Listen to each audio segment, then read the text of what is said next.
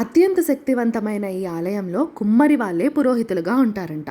దానికి చాలా విశేషమైన చరిత్రే ఉంది. అత్యంత శక్తివంతమైన ఈ అమ్మవారి చరిత్ర గురించి, ఎక్కడ ఉంటుంది, ఎలా వెళ్ళొచ్చు, ఆ డీటెయిల్స్ అన్నిటి గురించి ఈ వీడియో పూర్తిగా చూడండి. వీడియోలోకి వెళ్ళిపోయే ముందు ఈ ఛానల్ని సబ్స్క్రైబ్ చేసుకోవడం మాత్రం మర్చిపోకండి. So let's get started.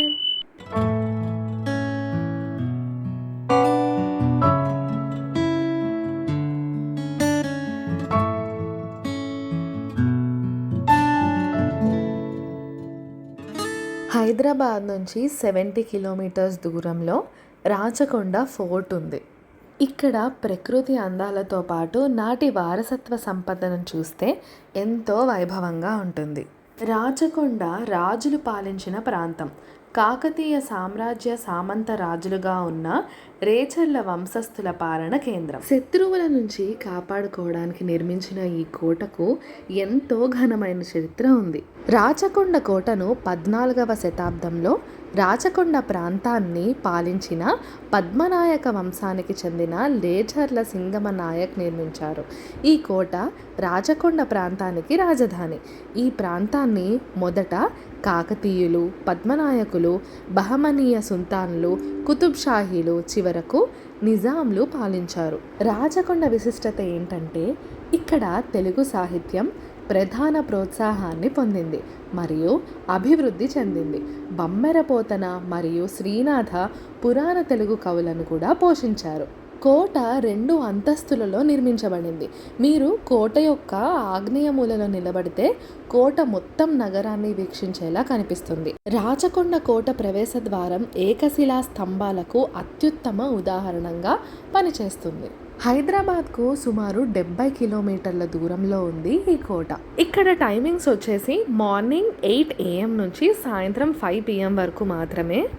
Parking అది బయటనే పెట్టుకోవడం బెటర్. లోపల పార్కింగ్ ఉంటుంది అంటారు, కానీ బాగా లోపల వరకు ఏముండదు. మేబీ 1/2 కిలోమీటర్ ఉంటుంది అంతే. దాని బదులు బయటే పార్కింగ్ పెట్టుకోవడం బెటర్. పార్కింగ్కి మళ్ళీ లోపలికి వెళ్ళాలంటే 50 రూపీస్ పార్కింగ్ ఫీ కట్టాలి. ఇక్కడ ఫోర్ట్లో ఎంటర్ అవ్వడానికి ఎంట్రీ ఫీ కూడా ఉంటుంది. యాక్చువల్గా ఫ్రీ అంటారు, కానీ ఎంట్రీ ఫీ కంపల్సరీ ఉంటుంది. పెద్దవాళ్ళకైతే 40 రూపీస్, చిన్నపిల్లలకైతే 20 రూపీస్. ఇప్పుడు చేంజ్ అవ్వచ్చు కూడా, సో ఒకసారి చెక్ చేసుకొని వెళ్ళండి. ఫోర్ట్కి దగ్గరలో పల్లకట్టు వాటర్ ఫాల్స్ కూడా ఉంటాయి. కానీ ఏంటి అంటే నాగార్జున సాగర్ డ్యామ్ గేట్స్ ఎత్తిన తర్వాత మాత్రమే ఇక్కడ మనం వాటర్ అనేవి చూడొచ్చు. సో మీరు వెళ్ళే ముందు ఒకసారి అది కూడా చెక్ చేసుకొని వెళ్ళండి. ఇంకొక ఇంపార్టెంట్ ప్లేస్ మీరు అస్సలు మిస్ అవ్వకూడనిది ఏంటి అంటే ఇక్కడ ఉన్న సరళ మైసమ్మ తల్లి ఆలయం.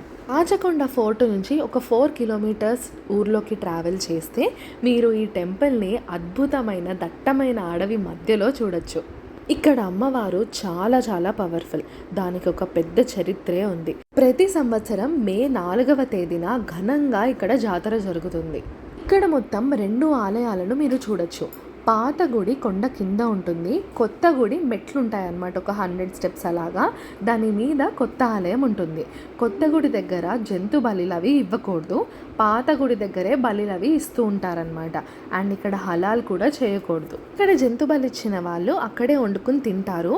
లేదు అంటే చాలా గుడారాల్లాగా ఉంటాయన్నమాట. మనం వాళ్ళకి 100-150 రూపీస్ అలా ఇస్తే రైస్ ఆర్ రోటీ వాళ్ళే వండి మనకి ఇస్తారనమాట. అలా చాలా మంది ఫ్యామిలీస్తో పాటు వచ్చి వనభోజనాలు కూడా ఇక్కడ చేస్తారు. ఇక్కడ ఆలయ చరిత్రకు సంబంధించిన ఒక కథ చాలా ప్రచారంలో ఉంది. నిజాం రాజుల పాలనలో సైనికుల కోసం పీపుల్ గ్రామం నుంచి మేకపోతులను, కోళ్లను, కల్లుకుండలను, సారా సీసాలను తీసుకెళ్లే వాళ్ళంట. వాటిని సరళ మైసమ్మ ఆలయం ముందు నుంచే తరలించే వాళ్ళంట. కానీ అమ్మవారికి ఏ రోజు నైవేద్యం పెట్టలేదట, కళ్ళు సాక కూడా పోయలేదట.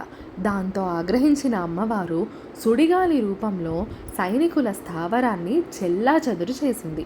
ఆ తరువాత సైనికులు, గుర్రాలు కూడా మాయమైపోయాయట. పొద్దుపోయినా సైనికులు తిరిగి రాకపోవడంతో వాళ్ళని వెతుక్కుంటూ సిబ్బంది స్థావరాల దగ్గరకు వచ్చారు. అక్కడ సైనికుల అరుపులు వినిపించాయంట, కానీ వాళ్ళు కనిపించలేదట. దాంతో అందరూ ఆశ్చర్యపోయారు. మైసమ్మకు మేకపోతులు బలిచ్చి బోనాల పండుగ చేస్తే సైనికులు తిరిగి వస్తారని అక్కడే ఉన్న ఒక పశువుల కాపరి వెళ్ళి సిబ్బందికి చెప్పాడట. విషయం తెలుసుకున్న నవాబు అమ్మవారికి బోనాలు పండగ చేసి మేకపోతులను బలిచ్చాడట. దాంతో వెంటనే సైనికులు తిరిగొచ్చారని తమ పూర్వీకులు చెప్పినట్టు ఇక్కడ వాళ్ళు అనుకుంటూ ఉంటారు. ఇక్కడ ఆలయంలో కుమ్మరి వాళ్ళే పూజలు చేస్తారట. దట్టమైన అడవి, కనుచూపు మేరలో గుట్టలు, ఎవరో పేర్చినట్లు కనిపించే రాళ్ళ కుప్పలు, అబ్బురపరిచే గుహలు, వాటి మధ్య కొలువుదీరి ఉన్న సరళ మైసమ్మ భక్తుల పాలిట కొంగు బంగారంగా విరాజిల్లుతోంది. అమ్మవారి సన్నిధిలో ఎటువైపు వెళ్ళినా చల్లని గాలి పలకరిస్తుంది. నిజాం కాలం నుంచి అమ్మవారు నిత్య పూజలు అందుకుంటుంది. సరళ మైసమ్మ తల్లిని దర్శించుకోవాలంటే యాదాద్రి భువనగిరి జిల్లా చౌటుప్పల్ మండలం అల్లాపురం వెళ్లాల్సిందే.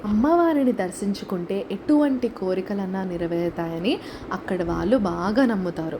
అమ్మవారిని దర్శించుకోవడానికి సాంప్రదాయ దుస్తుల్లో మాత్రమే వెళ్ళాలి. ఈ వీడియో మీకు నచ్చినట్టయితే ఈ ఛానల్కి సబ్స్క్రైబ్ చేసుకోవడం మాత్రం మర్చిపోకండి. Thank you for watching.